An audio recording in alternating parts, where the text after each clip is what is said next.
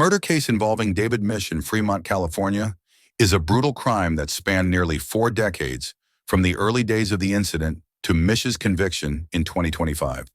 On the evening of February 1st, 1986, Michelle Xavier, 18, and Jennifer Dewey, 20, two close friends attended a birthday party in Fremont, California.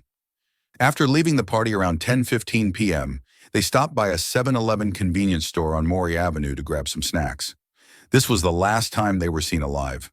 Surveillance footage from the store captured the two young women entering, casually chatting and making their purchase, showing no signs of distress or fear. No suspicious individuals appeared to be following them in the video, making it difficult for investigators to determine whether they were attacked immediately after leaving the store or if they initially made it to safety before encountering their killer. After exiting the store, Michelle and Jennifer got into Michelle's car, a silver Honda. From that moment, their journey became a mystery. No one knows what happened between the time they left the store and when their bodies were discovered the following morning. In the early morning hours of February 3rd, 1986, a man was riding his motorcycle along Mill Creek Road, a desolate route in Fremont, California. He had no idea he was about to witness a horrifying scene. As he passed a remote stretch of the road, he saw two lifeless bodies lying motionless by the roadside. Shocked, he realized they were the bodies of two young women. They had been shot and stabbed multiple times, and their bodies were completely unclothed. What made the discovery even more chilling was the location. Mill Creek Road was far from residential areas, in an isolated, rarely traveled region. This deepened the mystery as no one knew what had happened to the two women or how they ended up in such a remote place.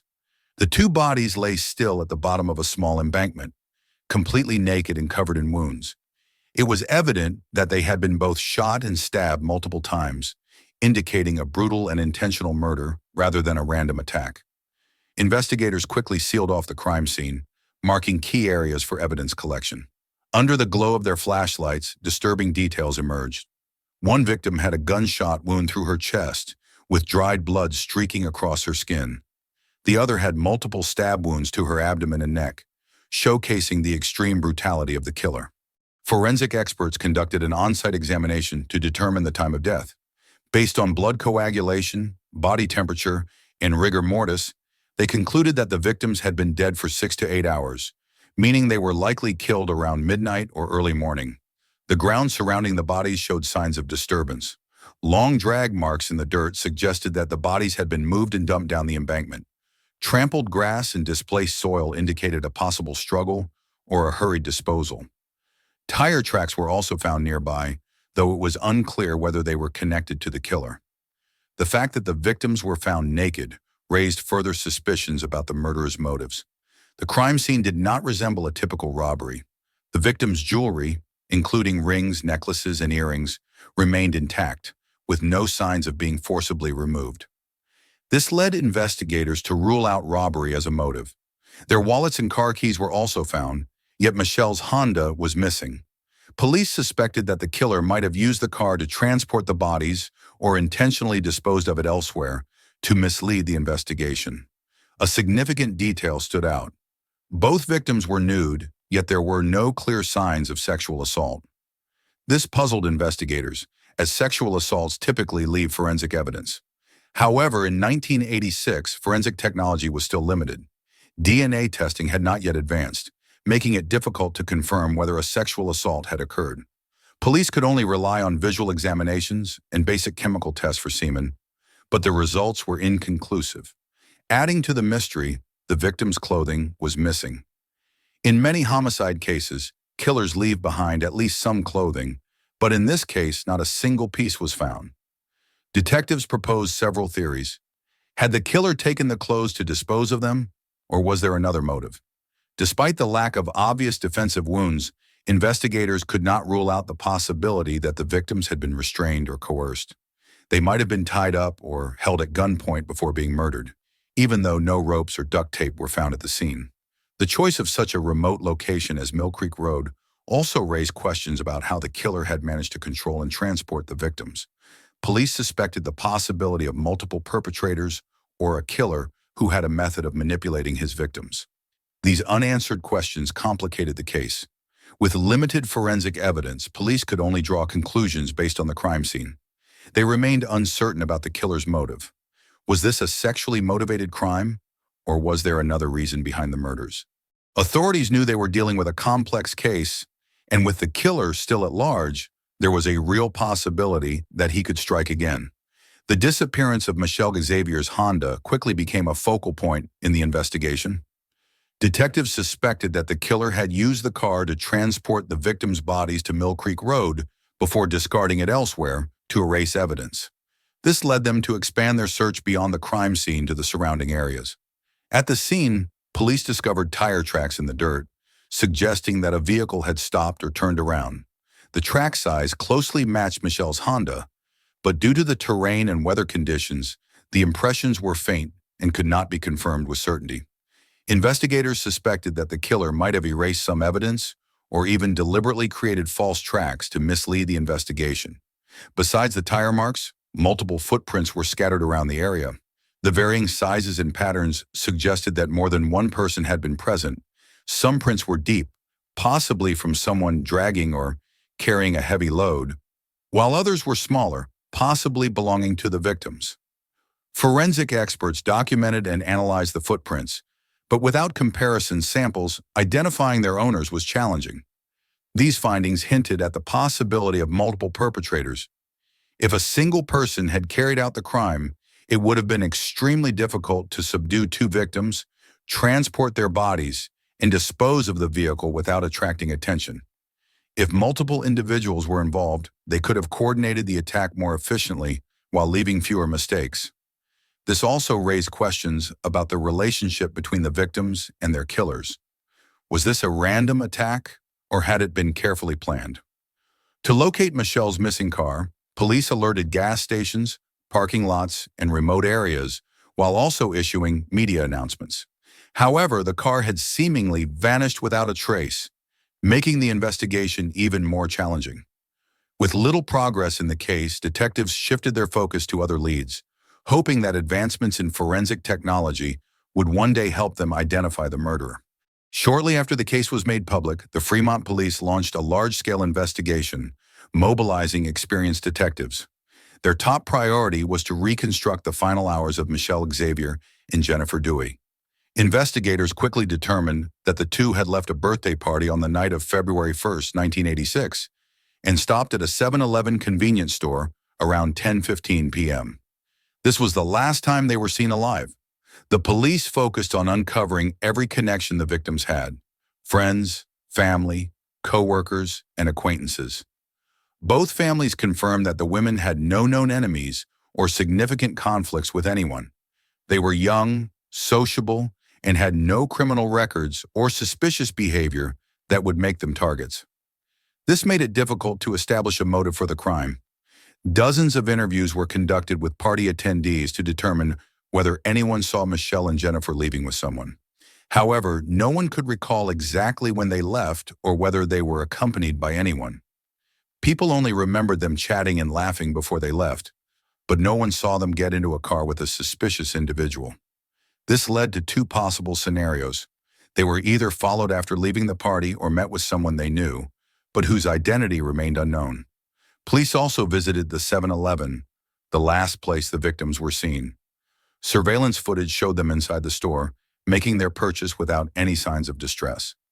Investigators paid close attention to the other individuals present at the time, but no one exhibited unusual behavior. However, there were no recordings of them getting into their car or being followed. This suggested that the killer may not have approached them at the store, but instead followed them from a distance or waited elsewhere. In the following weeks, the investigation expanded, focusing on anyone with a history of conflict or close relationships with the victims. Detectives reviewed records of individuals with violent or sexual assault convictions, but no strong suspects emerged. They also examined reports of harassment against women in the area, but none were directly linked to the case. Despite using every available investigative method, police were unable to identify a suspect or locate a witness with valuable information. The fact that no one clearly remembered the victims leaving the party or interacting with a suspicious person made the case even more challenging. With no clear motive, no specific suspects, and no reliable eyewitnesses, the investigation began to stall. Detectives were forced to rely on the physical evidence collected from the crime scene, hoping it would eventually lead them to a breakthrough. In 1986, DNA analysis in criminal investigations was still in its infancy. Although investigators had collected several DNA samples from the crime scene, including a sample found on Jennifer Dewey's body, at the time, they could only determine that the DNA belonged to a male individual. They had no way to compare it against a criminal database to identify a specific suspect. Systems like CODIS, the Combined DNA Index System, which would later revolutionize forensic investigations, had not yet been fully developed, making it nearly impossible to use DNA as a tool to pinpoint the killer. Without a means to cross-check the DNA sample with known offenders, police could only document and preserve the evidence in hopes that forensic advancements in the future might help solve the case. However, this meant that the investigation had essentially come to a standstill. There were no clear suspects, and no other physical evidence led authorities any closer to identifying the murderer. Despite law enforcement's efforts to interview hundreds of people, including individuals with violent criminal records in Fremont and surrounding areas, no one matched the unidentified DNA profile. For years, veteran investigators continued to follow the case, but they gradually had to accept the reality that without additional concrete evidence, they would be unable to move forward in identifying the perpetrator. Traditional investigative methods, such as questioning witnesses, gathering reports on suspicious individuals, and revisiting the crime scene for overlooked evidence, yielded no promising leads. Although Fremont police repeatedly appealed to the public for new information, no witnesses came forward with details significant enough to break open the case. Over time, the case of Michelle Xavier and Jennifer Dewey was classified as a cold case, a chilling term for investigations that had gone stagnant. The victims' families continued to hold on to hope that justice would one day be served, but as the years passed, that hope grew increasingly fragile. Fremont never forgot the case, yet it became a haunting specter in the city's criminal history, a grim reminder of the brutality of crime and the limitations of forensic science at the time. The case files remained intact, and the DNA evidence was preserved, but for over 3 decades, no breakthroughs emerged. The detectives who had once pursued the case retired one by one, and it seemed destined to fade into obscurity. Only with groundbreaking advancements in forensic technology in the late 2010s did the case finally find a glimmer of hope. After more than 30 years, justice was once again within reach, as authorities prepared to unmask the killer who had evaded capture for decades. In 2018, advancements in DNA analysis marked a turning point in the case of Michelle Xavier and Jennifer Dewey. The CODIS, Combined DNA Index System, had become a powerful tool, now containing profiles from convicted criminals as well as unresolved cases. This database allowed law enforcement to connect old cases to potential suspects. When Fremont police decided to reopen the case and submitted the DNA sample from Jennifer Dewey to CODIS, they did not have high expectations, given that the crime had occurred over 30 years earlier. However, the results changed everything. The DNA matched David Mish, a convicted serial killer serving a life sentence for a 1989 murder. David Mish had been arrested in 1989 for the murder of 36-year-old Margaret Ball in Hayward, California. He was sentenced to life in prison without the possibility of parole. His name had also surfaced in connection to the 1988 abduction of 9-year-old Michaela Garrecht in Hayward. Although Michaela's remains had never been found, investigators strongly suspected Mish's involvement in her disappearance. After receiving the DNA results, Fremont police expanded their investigation into Mish. His records revealed a history of violence dating back years before his 1989 arrest. The presence of Mish's DNA on Jennifer Dewey's body was the strongest piece of evidence yet, directly linking him to the 1986 murders. Until this breakthrough, investigators had no clear leads on a suspect. Identifying Mish as the killer opened a new avenue in the investigation. In 2018, after confirming him as the primary suspect, police interrogated him in prison, hoping he would reveal details or confess to the crime. However, they quickly realized that extracting information from a calculated killer like Mish would be a challenge. During the interrogation, Mish remained cold, indifferent, and completely unfazed. He was not surprised when told that his DNA had been found on Jennifer Dewey's body, nor did he deny or confess to the crime. Instead, he maintained a defiant attitude, occasionally mocking the investigation process. When asked about his connection to the victims, he insisted he had never met them. When confronted about his DNA, he either evaded the question or remained silent. Despite his efforts to remain tight-lipped, Mish's statements contained inconsistencies. At first, he claimed he had not been in Fremont at the time of the murders, but old records showed that he had lived nearby and had prior violent offenses in the area. He also failed to provide a verifiable alibi, only vaguely stating that he must have been somewhere. Mish adamantly refused to confess, remaining silent or giving vague answers. However, he became visibly uncomfortable when questioned about potential sexual motives, raising further suspicions. He also failed to give a reasonable explanation for why Mill Creek Road was chosen as the body dump site, and simply stated, "I don't know anything about that car," when asked about Michelle's missing Honda. Although Mish never admitted guilt, investigators were convinced he was the killer based on his DNA evidence, conflicting statements, and suspicious behavior. He avoided critical questions, showed signs of stress when discussing motive, and had no credible alibi.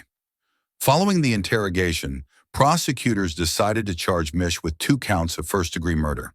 While he refused to confess, the undeniable DNA evidence was enough to bring him to trial. With this breakthrough, Fremont police and prosecutors initiated legal proceedings to prosecute Mish for the murders of Michelle Xavier and Jennifer Dewey, finally bringing the long cold case closer to justice.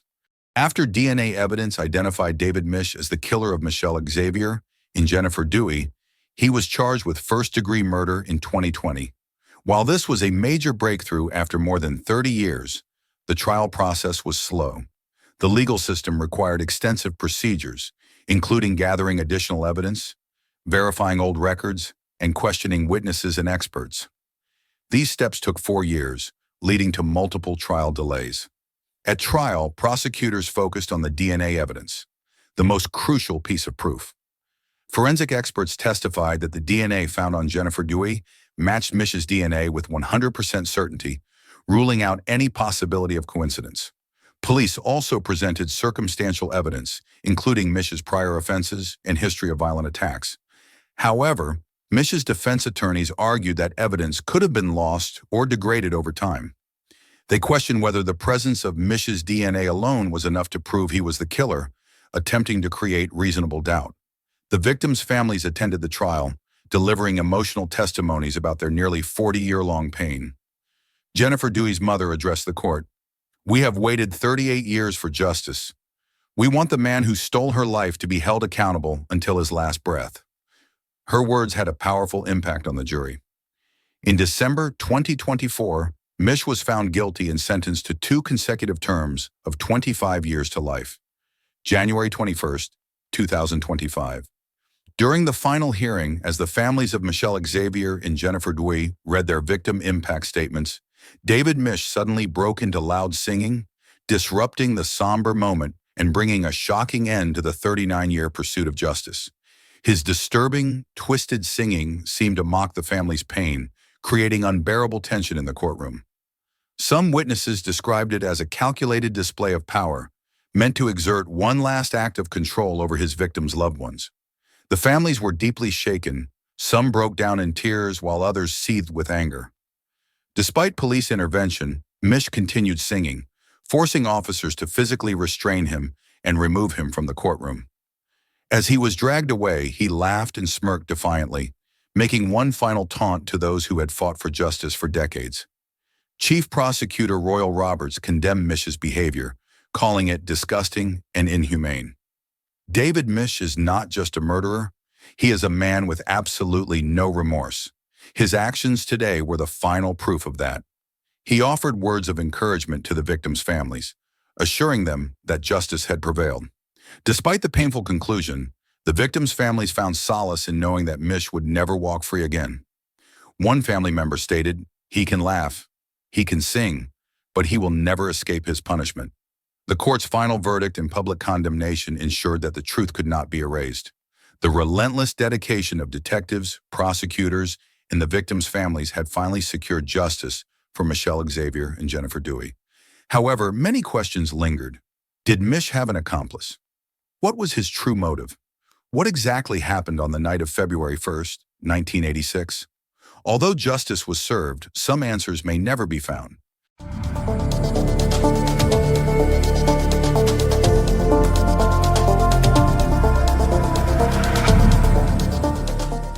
In the early morning of June 27, 1997, the fire department in Colville, Washington, received an emergency call reporting a fire at the Panorama Mobile Home Park. When the fire crew arrived on scene around 4 a.m., they found the mobile home completely engulfed in flames, the roof having collapsed due to the intense heat. The firefighters quickly began to extinguish the fire, but once the flames were under control, they discovered the body of 29-year-old Marlene Emerson inside the home. Marlene appeared to have been unable to escape the blaze. However, what baffled the firefighters and investigators was the complete disappearance of Marlene's 12-year-old daughter, Cassie Emerson, with no trace of her to be found. There was no evidence to suggest that Cassie had been inside the house at the time of the fire. This only intensified the concern and suspicion regarding her whereabouts, setting off a chain of investigative events. The forensic pathologist examined Marlene Emerson's body and found severe injuries, particularly two significant wounds, a severed spine and a slashed throat. These injuries clearly indicated that Marlene had been murdered before the fire started, ruling out the possibility that she died from the blaze. Initially, investigators suspected the fire might have been an accident. However, the autopsy findings revealed that the injuries could not have been caused by the fire, but rather were the result of a brutal act of murder. This completely changed the direction of the investigation. Investigators theorized that someone may have killed Marlene, then set the house on fire to cover their tracks and kidnapped her daughter, Cassie, in an attempt to hide the crime. In an effort to locate the girl, the investigators offered a substantial reward for anyone who could provide information about Cassie, who was believed to hold crucial clues related to her mother's death. During the investigation, police discovered that Marlene Emerson had complex relationships with several members of the Iron Horseman Motorcycle Club in Colville, a gang with ties to the Hells Angels. Not only did she associate with members, but she was also involved in criminal activities in the area. Additionally, Marlene had connections with people involved in a methamphetamine trafficking ring in eastern Washington, making her an influential figure in the local criminal underworld. These associations put Marlene in danger and became a key factor in the investigation into her death. Police suspected that these criminal ties could be related to the case, and they had to carefully consider who might have had a motive to cause her death and the disappearance of her daughter. Marlene Emerson had been threatened and harassed for a long time due to her involvement in a theft case and her cooperation with the police in a drug investigation. She was labeled a snitch by gang members, making her a target for retaliation. The threats and harassment escalated, as evidenced by bullet holes in her mobile home, a warning from the gang. Although Marlene tried to protect herself, the harassment continued and became more intense. These signs suggested that Marlene may have gotten caught up in a dangerous gang conflict, and her cooperation with the police only increased the hostility from the criminals involved. For a month after the case, no reliable clues emerged. The investigation seemed to hit a dead end. However, on July 27, 1997, 1 month after Marlene Emerson's death, a shocking piece of information was discovered. The body of her daughter, Cassie, was found in a remote forest area along Orrin Rice Road near Colville, Washington. Cassie's body was in a state of decomposition, but investigators quickly determined that she had been murdered before being left in the woods. The autopsy revealed clear knife wounds on her neck, indicating she had been killed in a brutal manner. These injuries ruled out the possibility of an accident, confirming that this was a deliberate act of murder. The level of violence in the case, particularly the brutality towards a child, left investigators horrified. The viciousness of the killer's actions highlighted the seriousness of the case and further fueled the determination to find the person responsible for this horrific crime. After Cassie's body was found, witnesses provided information about Charles Tatom, and the police quickly noticed suspicious details in his testimony. A close acquaintance of Tatom revealed that he had talked about taking the girl and ending her life. This statement raised suspicions that Tatom might be involved in the death of Cassie Emerson, prompting the police to carefully examine his relationship with Marlene. Tatom had connections to the group Marlene was involved with, a group known for its shady activities and associations. He was described as having an unstable and violent personality, often engaging in strange and attention-grabbing behavior, particularly when talking about Marlene. Tatom frequently mentioned that Marlene owed money to one of his friends, a debt that could have been the cause of a conflict. On the night of the crime, witnesses reported that Tatom left a house with a friend, driving a Chevy Blazer. They returned the next morning around the time of the fire. This created a suspicious coincidence, suggesting that Tatom might have been involved in the case. Upon returning, Tatom had burn marks on his body, which could be a sign of exposure to fire during the commission of the crime. This strengthened the theory that Tatom might have set Marlene's house on fire to cover his tracks. Another detail was that Tatom was reportedly carrying a blood-stained knife the following morning. He claimed it was for butchering animals, but this explanation seemed unreasonable. This lie further fueled suspicion about his involvement in the deaths of Marlene and Cassie. Tatom's friend, who had left the house with him on the night of the crime, later died in a plane crash. This sudden death made it more difficult for the police to clarify details regarding Tatom's actions. Although there was no direct evidence to conclusively link Tatom to the murders, these clues made him the prime suspect. The police continued to investigate Tatom's relationships and verify witness testimonies to clarify his role in the case. The police immediately began searching for the Chevy Blazer that Tatom was reportedly driving on the night of the crime. This vehicle was key to uncovering the connection between Tatom and the case. After some time searching, they found the vehicle near Colville and conducted a thorough examination. Inside the car, they discovered important evidence. Bloodstains on the seat and window suggested that the vehicle may have been used to transport the victim or immediately after the crime. These bloodstains couldn't be explained by an accident and were clearly linked to violent behavior. In the ashtray, they found a cigarette butt, an important piece of evidence that could be a trace of the suspect. A cassette tape case with Tatom's fingerprints was also found, directly linking him to the vehicle. However, at that time, the evidence wasn't enough to conclusively connect Tatom to the crime. The police preserved this evidence for future testing. In 2009, they collected a sample from the car window to test for blood. The results were surprising in 2013. After the exhumation of Cassie's body, the blood sample matched the DNA of the young girl. This result reinforced the suspicion that Cassie had been murdered, and the Chevy Blazer might have been used to transport her body after she was kidnapped. The evidence from the vehicle and the blood test results provided crucial clues to identify the perpetrator. The murder of Marlene Emerson and the disappearance of her daughter, Cassie, had remained unsolved for over 2 decades.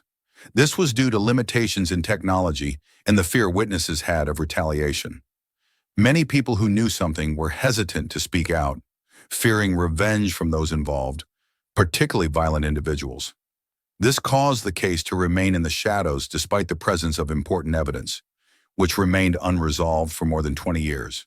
However, in 2024, nearly 27 years after the crime occurred, forensic science made significant advancements thanks to DNA testing technology and modern investigative methods. The evidence carefully preserved from the crime scene was re-examined, leading to crucial breakthroughs. Brittany Wright, a forensic scientist with the Washington State Police, conducted DNA testing on the remaining evidence. She began with a DNA sample from the center console of the Chevy Blazer, the vehicle that the suspect, Charles Tatom, was believed to have driven. The result was unsurprising. The DNA from the console matched Cassie Emerson's, indicating that she had been inside the vehicle and may have been transported after being kidnapped. Next, Wright tested a cigarette butt found in the car. She discovered Tatom's DNA along with a partial DNA sample from Cassie. This proved that Tatom had been at the scene and smoked after coming into contact with Cassie. The discovery of Cassie's DNA on the cigarette butt further strengthened the suspicion that Tatom had approached her before committing the violent act. These new pieces of evidence provided the police with crucial leads, helping them uncover details that had never been known before. They not only connected Tatom to the case, but also shed light on his final actions. Although this evidence had been collected long ago, advancements in forensic science brought hope to the victim's family and the community that justice would finally be served after many years of waiting. Stevens County Prosecutor Erica George announced that advancements in DNA technology had allowed the police to retest old evidence collected from the crime scene more than 20 years ago. She said, "With modern DNA technology, we've discovered that we can test evidence that was previously deemed untestable. As a result, the police found crucial leads from pieces of evidence that seemed to have been forgotten." Following the new evidence, 73-year-old Charles Tatom was charged with the murders of Marlene Emerson and Cassie. This evidence, including DNA from the Chevy Blazer Tatom drove and bloodstains inside the vehicle, identified Tatom as the killer.